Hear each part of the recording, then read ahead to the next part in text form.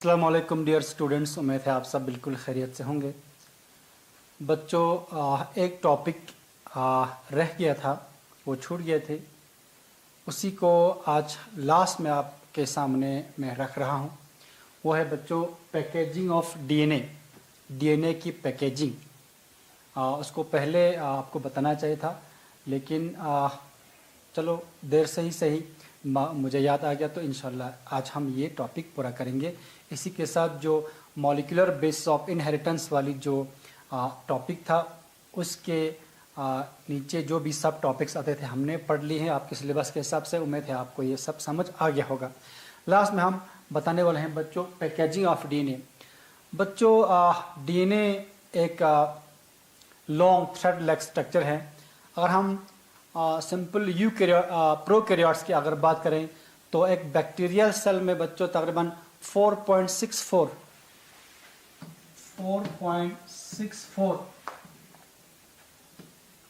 Million base pair तो आप समझते हो डीएनए डबल स्ट्रैंड है, उसमें जो बेस पेयरिंग में होती है उसको हम बेस पेयर कहते हैं। मिसाल जैसे ATG इस तरह से है, ये TAG इस तरह से है, तो ये एक बेस पेयर, ये दूसरा बेस पेयर। इस तरह से बेस पेयरिंग के हिसाब से हम डीएनए की साइज बेस पेयरिंग में हम बताते हैं बच्चों, मेजर करते हैं। तो एक बेस पेयर, दो बेस पेयर, तीन बेस पेयर। अगर मैं आपको कहूं कि ये जो डीएनए यहाँ मैंने बनाया इसकी लेंथ कितनी है, आप कहोगे कि ये 3 बेस पेयर है। ठीक है, तो जो बैक्टीरियल जीनोम होता है बच्चों, ठीक, वो तकरीबन होती है 4.64 मिलियन बेस पेयर्स होती है। इतना लंबा डीएनए, बैक्टीरियल की सेल की साइज भी बहुत छोटी होती है। उस छोटे सेल में एक खास जगह ये डीएनए जो है वो पैक करके रखना पड़ता है। कुछ बेसिक प्रोटीन्स होती है, पॉजिटिवली चार्जड प्रोटीन्स के साथ ये नेगेटिवली चार्जड डीएनए जो है, डीएनए नेगेटिवली चार्ज होती है, वो उनके साथ कंबाइन होकर एक छोटी सी जगह में ये डीएनए रहता है बच्चों, पैक होकर रहता है। ठीक, इस रीजन को हम कहते हैं न्यूक्लियोइड। आपको मालूम है डीएनए के बाहर कोई वेल डिफाइंड बाउंड्री तो है नहीं, तो बैक्टीरिया में डीएनए एक खास रीजन में पैक होकर रहता है। तकरीबन 4.64 मिलियन बेस पेयर वाली जो डीएनए है वो कॉम्पैक्टली पैक होकर एक खास रीजन में रहता है, उसको हम न्यूक्लियोइड कहते हैं। ठीक है बच्चों, इससे आगे हम अगर बात करें तो यूकैरियोट्स की डीएनए पैकेजिंग पे हम जरा फोकस करेंगे।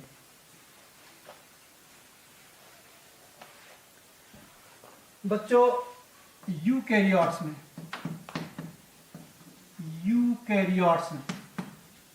हम मिसाल लेते हैं अपने ह्यूमन की। फॉर एग्जांपल ह्यूमंस में जो डीएनए की साइज है, अगर हम हैप्लॉइड सेट की बात करें तो जो डीएनए की साइज है तकरीबन 3 बिलियन बेस पेयर्स होते हैं।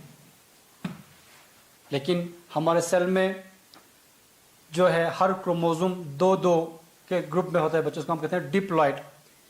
तो एक डिप्लॉइड सेल में, ये तो हैप्लॉइड सेल हो गया, हैप्लॉइड सेल मिसाल के तौर पर जो गैमीट्स हैप्लॉइड होती है, उनमें 3 बिलियन बेस पेयर्स होते हैं डीएनए की। बाकी हमारे तमाम सेल जो है वो डिप्लॉइड है, तो डिप्लॉइड में इसी को डबल करो तो 6 बिलियन बेस पेयर की डीएनए है एक डिप्लॉइड सेल में। ठीक है, एक डिप्लॉइड सेल में जो हमारे बॉडी के तमाम सेल है वो डिप्लॉइड सेल्स, उनमें 6 बिलियन बेस पेयर डीएनए है। अगर हम इसकी लंबाई देखना चाहिए, इस 6 बिलियन बेस पेयर डीएनए की लंबाई कितनी होगी, आराम से आप कैलकुलेट कर सकते हो।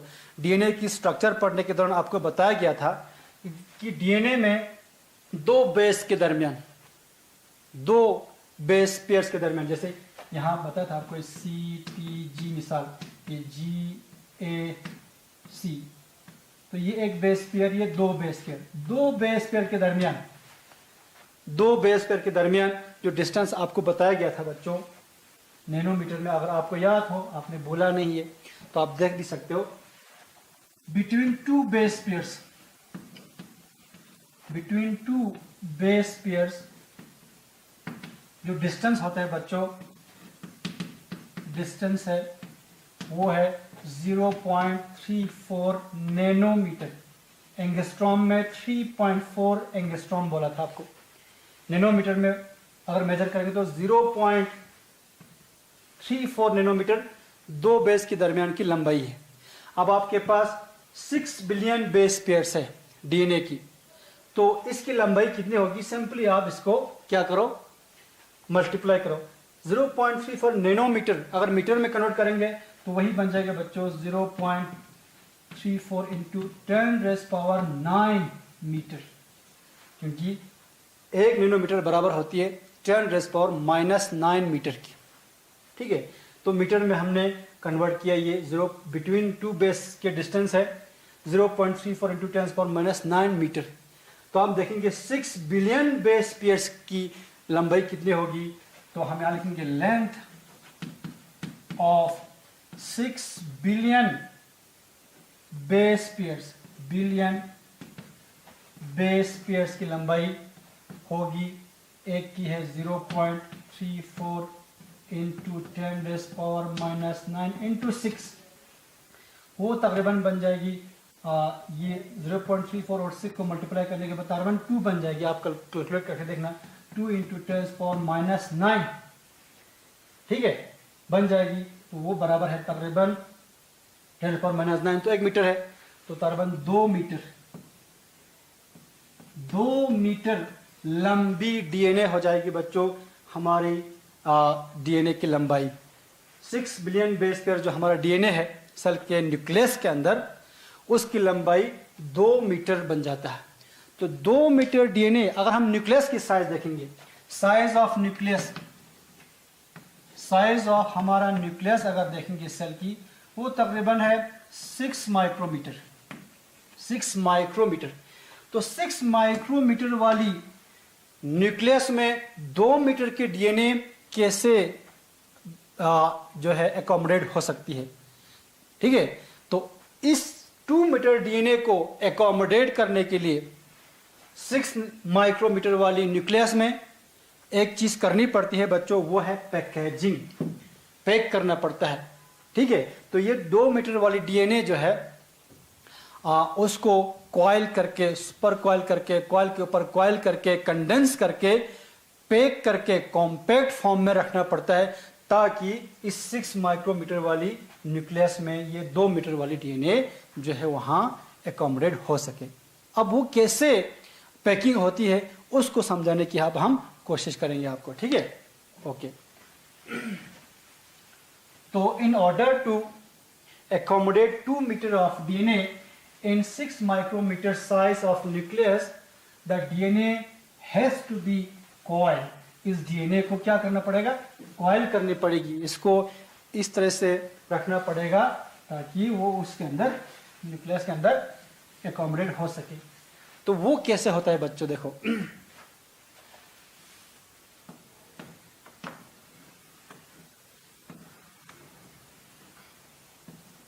ये डीएनए है, ये क्या है बच्चों? डीएनए। डीएनए की डायमीटर कितना है आपको पता है? 2 नैनोमीटर। नैनोमीटर में हम करेंगे 2 नैनोमीटर, 20 एंगस्ट्रॉम। 2 नैनोमीटर वाली ये जो डीएनए है, ठीक, ये कॉइल होता है बच्चों। आपको पता है डीएनए की नेगेटिव चार्ज है। डीएनए में जो शुगर फॉस्फेट बैकबोन है उसमें जो फॉस्फेट है, ठीक है, उसकी वजह से डीएनए की चार्ज नेगेटिव है। दिस नेगेटिवली चार्ज डीएनए जो है वो कॉइल होती है कुछ पॉजिटिवली चार्ज प्रोटीन्स के अराउंड। तो वो पॉजिटिवली चार्ज प्रोटीन्स है बच्चों हिस्टोन प्रोटीन्स, उनको हम हिस्टोन प्रोटीन्स कहते हैं। कुछ प्रोटीन्स हैं उनको हम हिस्टोन प्रोटीन्स कहते हैं। ये बेसिक या पॉजिटिवली चार्ज प्रोटीन्स होती है। ठीक, आपको ये बात जरूर याद रखना है कि ये हिस्टोन प्रोटीन पॉजिटिवली चार्जड क्यों है, क्योंकि इनमें पॉजिटिवली चार्जड अमाइनो एसिड्स ज्यादा अमाउंट में है। तो these are rich in positively charged amino acid, जैसे मेनली लाइसिन और आर्जिनिन, लाइसिन एंड आर्जिनिन, ये पॉजिटिवली चार्जड अमाइनो एसिड्स हैं। ये ज्यादा अमाउंट में पाया जाता है इन प्रोटीन में, जिनकी वजह से इनकी चार्ज जो है पॉजिटिवली चार्जड है। तो पॉजिटिवली चार्जड हिस्टोन प्रोटीन्स के अराउंड ये नेगेटिवली चार्जड ये जो डीएनए है वो कॉइल हो जाती है बच्चों। ये हिस्टोन प्रोटीन्स 5 किस्म के हैं। एक है हिस्टोन प्रोटीन 5 किस्म के, यहीं लिखेंगे सामने, H1, H2A, H2B, H3 and H4। 1, 2, 3, 4, 5 किस्म के ये हिस्टोन प्रोटीन्स हैं। इनमें से ये जो 4 है, H2A, H2B, H3, H4, ये बच्चों डबल होती है, 2 होती है ये। तो जब 4 प्रोटीन्स डबल हो जाएंगे तो 8 हो जाएगी, इनको हम कहते हैं हिस्टोन ऑक्टेमर। तो ये H2A, H2B, H3, H4 ये सब आपस में कंबाइन होकर, ठीक, यहां मैं मिटाता हूं ये सब, H2A, H2A, H2B, H3, H4, ये प्रोटीन्स 2 हैं सब। तो 2 हैं तो क्या बनता है ये 2, ये 2, इसके पीछे नजर नहीं आ रहा है। इसको कहते हैं बच्चों हम histone octamer. Histone octamer, octamer means 8 protein का जो ग्रुप है ऑक्टेमर। इस हिस्टोन ऑक्टेमर के इर्द गिर्द ये डीएनए बच्चों कॉइल होती है, कॉइल होते इस तरह से। Negatively charge DNA coils around histone octamer, ठीक। कॉइल कितनी बार होती है? टर्न, 1 टर्न, 2 टर्न, इस तरह से 1.7 टर्न बनाता है ये डीएनए इस हिस्टोन ऑक्टेमर के इर्द गिर्द। उस 1.7 टर्न में तकरीबन 145 से 147 बेस पेयर डीएनए जो है इसमें इस्तेमाल होती है। 145 to 147 base pair of DNA coils around this histone octamer 1.7 turn. इस तरह से एक स्ट्रक्चर बनता है। सिमिलरली यहां पर, अब क्योंकि ये समझ आ गया है तो यहां पर भी ऐसा ही हिस्टोन ऑक्टेमर के इर्द यहां पर भी एक बन जाती है, और एक हिस्टोन ऑक्टेमर के इर्द और 1.7 टर्न की एक स्ट्रक्चर बन जाती है। तो इन स्ट्रक्चर्स को हम कहते हैं बच्चों न्यूक्लियोसोम, न्यूक्लियोसोम कहते हैं। तो याद रखना, negatively charged DNA coils around histone octamer, it's composed of H2A, H2B, H3, H4, ठीक है।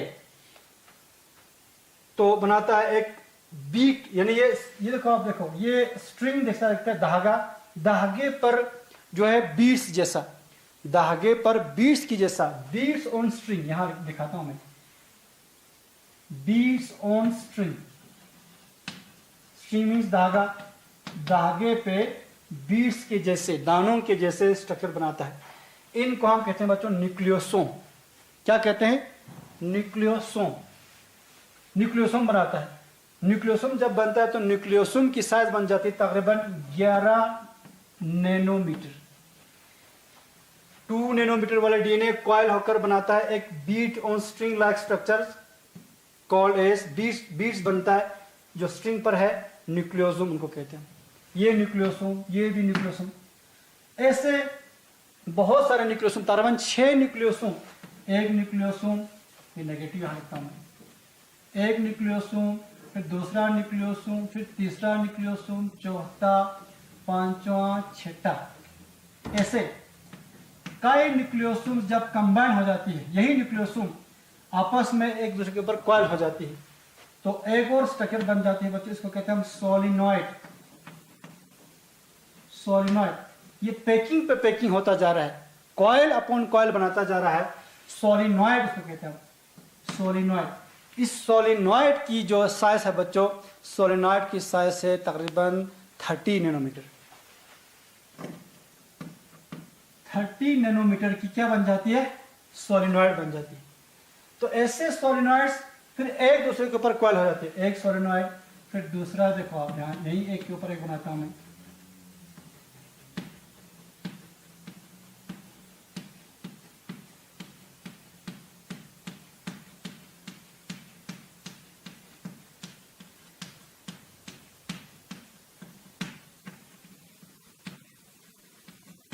ऐसे बन जाती है।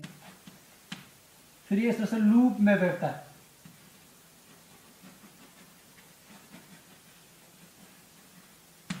इस तरह से इनको कहते हैं बच्चों chromatin fibres. Chromatin fibres, solenoid एक दूसरे के ऊपर कॉइल होते होते बन जाती है क्रोमैटिन फाइबर। इन क्रोमैटिन फाइबर की जो डायमीटर है बच्चों वो बन जाती है 300 नैनोमीटर। फिर इन्हीं क्रोमैटिन फाइबर से बाद में एक डिस्क्रीट बॉडी बनती है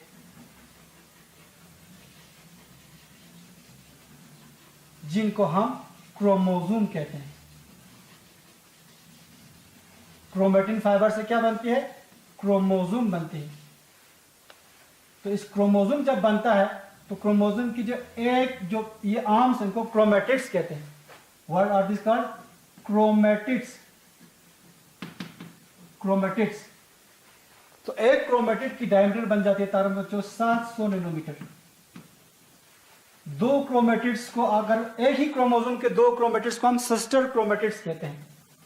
ये सिस्टर क्रोमैटिड्स हैं, सिस्टर क्रोमैटिड्स। इनकी साइज हो जाती है 700 1400 नैनोमीटर की जो है एक स्ट्रक्चर बन जाती है जिनको हम कहते हैं बच्चों ये है क्रोमोसोम। क्रोमोसोम। तो लास्ट में क्रोमोसोम बन जाए, इसको हम क्रोमोसोम ऑर्गेनाइजेशन भी कहते हैं। How DNA is packed to form chromosome. पहला, negatively charge DNA coils around positively charged histone octamer to form nucleosome of 11 nanometer. Nucleosome coils around each other to form solenoid of 30 nanometer. Solenoid then coils upon each other to form chromatin fibers of 300 nanometer. Chromatin fibers then coils to form chromosome, final structure chromosome. और ये chromosome की sister chromatids दोनों को combine करके 1400 nanometre की size बन जाती है। इस तरह से ये डीएनए जो है वो क्रोमोसोम के फॉर्म में इस न्यूक्लियस के अंदर पैक हो जाती है बच्चों। ठीक है। और एक चीज आपको यहां याद रखना है, ये एक न्यूक्लियोसोम है, ये दूसरा न्यूक्लियोसोम है। न्यूक्लियोसोम और न्यूक्लियोसोम को जोड़ने वाली ये डीएनए है, इसको हम लिंकर डीएनए कहते हैं। Linker DNA. तो एक न्यूक्लियोसोम को दूसरे न्यूक्लियोसोम से जोड़ कर रखता है बच्चों एक प्रोटीन, उसको हम कहते हैं, ये एक प्रोटीन है जो न्यूक्लियोसोम को न्यूक्लियोसोम से जोड़ कर रखता है। इस प्रोटीन को कहते हैं बच्चों H1, जो यहाँ हिस्टोन ऑक्टेमर में यूज नहीं हुआ। देखो H2A, H2B, H3, H2, H4 तो डबल होकर यहाँ पर हिस्टोन ऑक्टेमर बना है, लेकिन H1 जो हिस्टोन प्रोटीन है वो इस हिस्टोन ऑक्टेमर, इसको हम हिस्टोन कोर भी कहते हैं, हिस्टोन कोर का हिस्सा नहीं है, वो बाहर बैठता है। H1 न्यूक्लियोसोम को न्यूक्लियोसोम के साथ जोड़ने में हेल्प करती है। लिंकर डीएनए के साथ वो जुड़ा रहता है। ये linker DNA that connects the nucleosomes are called linker DNA. ठीक है बच्चों, ओके। तो ये न्यूक्लियोसोम के अराउंड जो डीएनए है और जो लिंकर डीएनए है, दोनों को मिला के तकरीबन 200 बेस पेयर की डीएनए बनती है। Linker DNA plus the DNA that is coiled around the histone octamer forms 200 base pair. खुद हिस्टोन ऑक्टेमर के इर्द गिर्द 145 से 147 बेस पेयर सराउंड होती है। बच्चों ये कॉइलिंग जो हिस्टोन के इर्द गिर्द होते हैं डीएनए की, ये लेफ्ट हैंडेड है, याद रखना। यहाँ पर लेफ्ट हैंडेड कॉइलिंग होती है, लेफ्ट हैंडेड कॉइलिंग होती है। हिस्टोन ऑक्टेमर के इर्द गिर्द जो कॉइलिंग होती है वो लेफ्ट हैंडेड होती है। कितना कॉइल, 1.7 टर्न। कितना डीएनए यूज होती है इसमें, 145 to 147 बेस पेयर। ये डाटा है जो आपको कहीं जरूरत पड़ सकती है। ठीक है बच्चों, तो हमारे पास अभी टाइम है, आगे हम और बात करेंगे। ठीक है बच्चों, जब सेल साइकिल के दौरान आपको पता है एक फेस आती है, उसको हम कहते हैं इंटरफेस। ठीक, इंटरफेस के ख़त्म होने के बाद सेल की डिवीजन शुरू हो जाती है। इंटरफेस को हम प्रेपरेटरी फेज कहते हैं। इस दौरान एक सेल तैयारी करती है डिवीजन की, और सेल डिवीजन से पहले जो पहला काम होता है आपको बताया गया था वो है डीएनए रेप्लिकेशन, डीएनए की डबल होना, ठीक है। और सेल साइकिल के किस फेज में होता है डीएनए रेप्लिकेशन, आपको बताया गया था वो होता है बच्चों एस फेज में, सिंथेसिस फेज जो कहते हैं। तो डीएनए रेप्लिकेशन होने के लिए ये जो क्रोमोसोम है इस फॉर्म में तो डीएनए रेप्लिकेट नहीं हो सकता, क्योंकि DNA is highly coiled in this form. Chromosome के फॉर्म में डीएनए हाईली कॉइल्ड है। इसलिए जैसे ही एक सेल डिवीजन खत्म करके एक सेल से 2 सेल बन जाती है, 2 सेल डॉटर सेल्स बनने के बाद उनके अंदर जो डीएनए है, जो क्रोमोसोम पहुंचा है, ठीक है, वो क्रोमोसोम अनकॉइल हो जाती है। ये क्रोमोसोम दोबारा वापस वहां से वापस आएगी, जैसे फिर क्रोमोसोम से बनेगा क्रोमेटिन फाइबर, ठीक है, अनकॉइल होकर बनेगी। तो अनकॉइल होकर पूरा डीएनए जो है वो अनकॉइल हो जाती है। जब डीएनए अनकॉइल हो जाएगी तभी तो डीएनए से डीएनए बन सकता है। इसलिए एस फेज के दौरान, इंटरफेज के एस फेज के दौरान डीएनए जो है वो अनकॉइल्ड फॉर्म में होते हैं बच्चों, ठीक है। तो अगर हम इंटरफेज के दौरान अगर आप सेल न्यूक्लियस के अंदर देखना चाहें डीएनए, ठीक है, वो इस फॉर्म में होंगे, बिल्कुल है फजर फॉर्म में, आपको नजर नहीं आएगा। इंटरफेस में आपको क्रोमोसोम नजर नहीं आएगा, क्योंकि उस वक्त डीएनए जो है बहुत ही अनकॉइल्ड फॉर्म में है। लेकिन अगर आपको क्रोमोसोम दिखना है, क्रोमोसोम देखना है, तो क्रोमोसोम आपको कब नजर आएगी, जब ये कंडेंस हो गया होगा। तो कंडेंस कब होती है, जब सेल डिवाइड करना हो, ठीक है। सेल डिवीजन की एक खास फेज है मेटाफेज। मेटाफेज के दौरान क्रोमोसोम की कंडेंसेशन हो जाती है। यही डीएनए क्रोमेटिन फाइबर्स कॉइल होकर क्रोमोसोम बनाते हैं। मैक्सिमम कंडेंसेशन कंप्लीट होती है मेटाफेज के दौरान। इसलिए अगर आपको सेल के अंदर क्रोमोसोम देखना हो तो आपको एक डिवाइडिंग सेल को चुनना होगा। डिवाइडिंग सेल में मेटाफेज के दौरान, डिवाइडिंग सेल की मेटाफेज के दौरान जो है आपको क्रोमोसोम नजर आएगी, ठीक है। लेकिन बच्चों इंटरफेज के दौरान ये क्रोमोसोम जो है आपको अभी हमने कहा कि ये अनकॉइल्ड फॉर्म में होती है, ठीक है। किस फॉर्म में, ये क्रोमेटिन फाइबर्स की फॉर्म में होती है। लेकिन ये क्रोमेटिन जो इंटरफेस में होती है वो भी 2 किस्म की होती हैं। आपकी एनसीईआरटी में मेंशन है, ये बताना आपको जरूरी समझता हूँ। मैं ये मिटाता हूँ आपको, हमारे पास टाइम है 1-2 मिनट, तो जल्दी जल्दी ये खत्म करते हैं।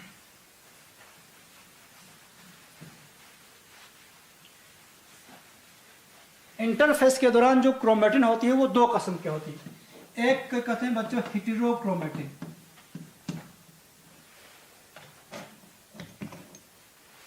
हेटेरोक्रोमेटिन।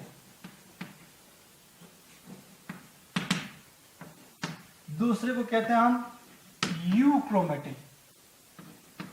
क्रोमेटिन फाइबर जो है वो क्रोमेटिन 2 किस्म का होते हैं। क्रोमेटिन किससे बनते हैं, डीएनए और हिस्टोन की कॉम्बिनेशन से बनते हैं, यूक्रोमेटिन, ठीक।